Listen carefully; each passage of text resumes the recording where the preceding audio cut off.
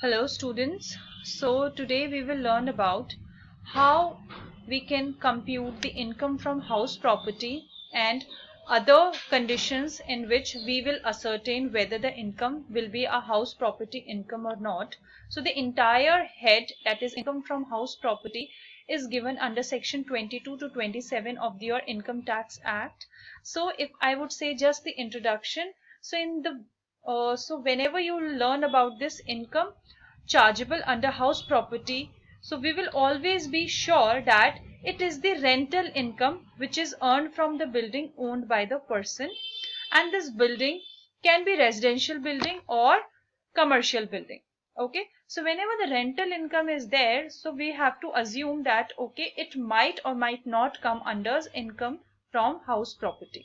Okay, the word building has not been defined anywhere in the act, but in the ordinary meaning, the building is a structure of walls having doors and windows which may be with or without the roof. So whenever there is any building or anything comes up in your mind, you always have to picturize it, whether it has four walls, whether it has a door or a window. It could be with or without the roof. So if it is there, it means we'll consider that as a building. Okay, so basis of charge of calculating the income is given under section 22, and it is based on the annual value. This annual value we'll discuss later in the chapter. So first we just have to make sure that this, whatever the rental income is being charged from the property, that property should have the inherent capacity to earn that income. Okay, so inherent potential of the house property to generate income is considered under this house property, not with just any kind of receipt of any other income. So किसी और की अगर किसी और तरीके की कोई भी रिसीट हो रही है दैट पर्टिकुलर इनकम, वो कंसिडर नहीं होगी, खाली उसी प्रॉपर्टी की रेंटल इनकम कंसिडर होगी जिसमें हमें पता है कि इस प्रॉपर्टी की वजह से ही आई है. ठीक है, सो जो भी आपको कंसिडर करना है वो हमेशा आपको प्रॉपर्टी की इनहेरेंट कैपेसिटी को देख के करना है, ना कि कोई और उस प्रॉपर्टी में रहते रहते कोई और ऐसी अगर इनकम आ रही है तो वो उस प्रॉपर्टी की इनकम नहीं है, वो किसी बिजनेस की इनकम है. Okay, so these are the three conditions that needs to be fulfilled in order to make the income taxable under this head. So first is that the property must consist of buildings and land appurtenant thereto. The assessee must be the owner of such house property, and it must be used for any purpose but should not be used by the owner of the purpose for the purpose of any business or profession carried on by him. So let's understand them in detail. Okay, so first one is the building must consist of buildings and land appurtenant thereto, and we have already discussed that the meaning of building is wide enough. It is not a specific meaning which is given under the act. It is wide enough, and it includes your residential houses, it includes your commercial houses, whether they are let out or self-occupied by the owner. So it could be of any usage. It could be used for office purpose or for storage or for use as factory. So whatever the reason, if the factory or if the house or the building is let out or it is self-occupied, it will be inclusive in the definition of your building. So even musical halls, your dance halls, lecture halls, and all kind of public auditoriums are considered as buildings. The land appurtenant thereto is also not defined under the Income Tax Act, but in the simple language, I would say that it includes the lands which are attached to the building and which can be considered part and parcel of the said building, in a way that land is a necessary for the enjoyment of the building. So whenever any kind of land is attached to the building and it is of very use for the building, जिससे enjoyment बढ़ता है building का, उस land को हम consider करेंगे land appurtenant thereto, or can any kind of income from that land will be charged as income from house property under this act. So let's understand this with the help of an illustration first. Okay, so these are just the examples. Okay, so all kind of roads which are attached to the building, or your courtyards, backyards, playgrounds, car parking spaces. So all these are the examples of your land appurtenant to the building. So suppose a person has a building in which there are 4 flats. Okay, flat 1, flat 2, flat 3, flat 4. Flat 1, 3, 4 are occupied by the person, and flat 2 is being given rent to the tenant. Okay, so in this case the rental income from flat 2 is considered as taxable under house property, because house property के under the flats are considered as a separate building. So flat 2 से जो भी rent आएगा it will be taxable under house property. Suppose now you have given a house on rent and you have also given the playground associated attached with the house also on rent, maybe to the same tenant or to the other tenant. So whatever kind of rent you are receiving from the house and the playground, you will combine both of them and both of them will be charged as income from house property. Now the third example is the vacant plot. So for example, you are earning some kind of income from the some kind of rent from the usage of that vacant plot. In this case, it will not be taxable from house property. Why? Because there is no building on that vacant plot and there is no land attached to the plot which is necessary for the enjoyment of that building. So none of the conditions are satisfied. So in this case, the vacant land will not be charged under the house property tax. Rather, it will be taxable as either PGPP, that is profit and gains from business or professions, or the income from other sources. Okay, so now this is the second condition, that the assessee must be the owner of such house property. So that will be applicable only for that building in case the assessee is the owner of that building or the deemed as owner of that building. Okay, so this is the condition, that the assessee must be the owner, and it will involve all kind of your persons, your individuals, your HUF firms, association of persons, body of individuals, companies, cooperative societies, artificial juridical persons. So this owner is given when you have done this person definition. So all the categories of persons are same as the owner in this case. Okay, so deemed owner. So there are certain conditions in which we assume the person who has the property as to be the deemed owner of that property without having the actual ownership. Okay, so first is an individual who transfers the house property otherwise than for adequate consideration to his or her spouse without any connection with an agreement to live apart.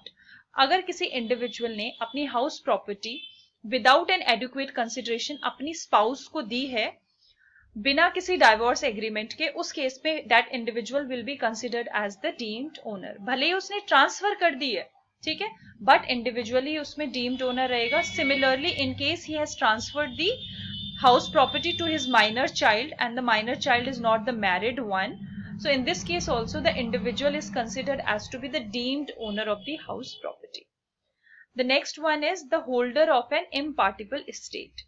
इसका मतलब है impartible estates are the estates in which the property is not legally divisible. इस काफी बार क्या होती है, आपकी ancestral property transfer होती है और sometimes the property has its nature that we cannot divide it, it's indivisible. So in this case what the law says that the estate will be transferred to the eldest son of the family, and eldest son in that particular case will be considered as to be the deemed owner of the property which is comprised in the estate.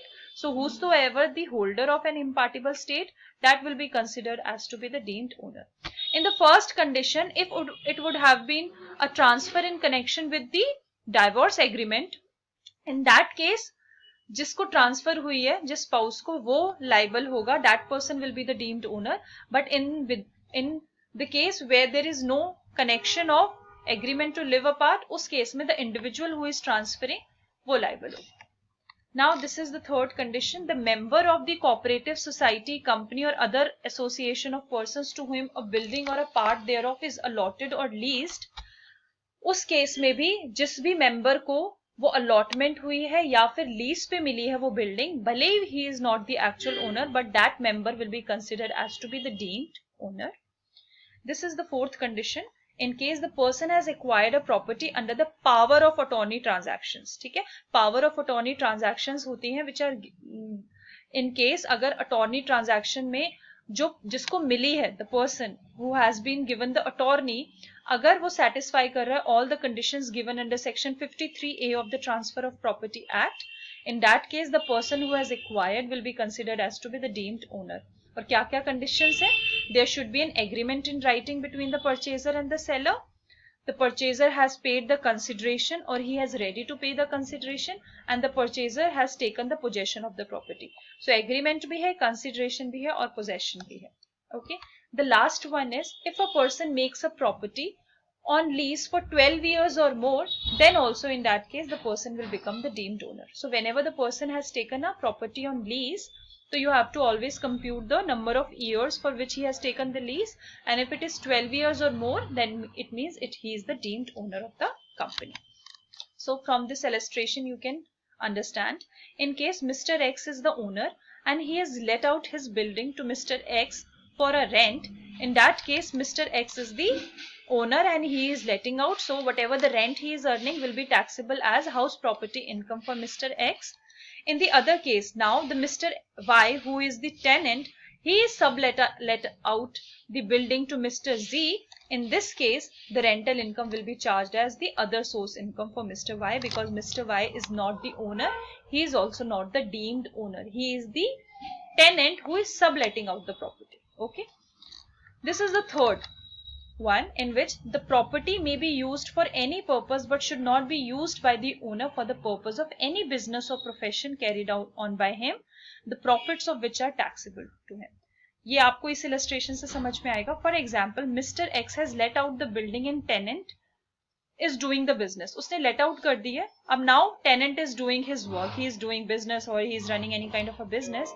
But इसमें purpose Mr. X का खाली rental income के लिए tenant को let out करने का था. So in this case the rental income will be charged as the HP income, house property income for Mr. X.